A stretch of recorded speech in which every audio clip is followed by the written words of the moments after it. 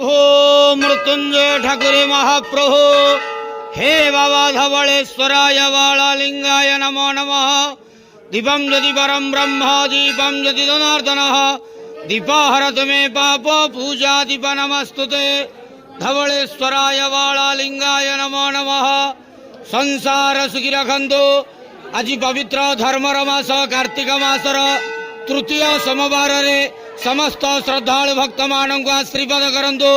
मनस्कामना पूर्ण करंतु। कर्मक्षेत्र उन्नति करंतु। ग्रहरिष्ठ खंडन करंतु। जगतर मंगल करंतु।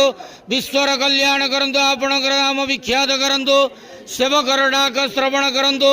समस्त गुआवसा भक्त मानकर मनस्कामना पूर्ण करंतु। जो जो भक्त माने आपणक पाखरे मानसिक रखिछंती तांका मानसिक पूर्ण करंतु। धवलेश्वराय वाळालिंगाय नमो नमः। संसार सुखी रखंतु आनंद के वार हरि बोलो। पवित्र धर्मर मास कार्तिक मासर तृतीय सोमवार रे समस्त श्रद्धालु भक्त मानक आशीर्वाद करंतु आनंद के वार हरि बोलो। बाबा धवलेश्वराय वाळालिंगाय नमः।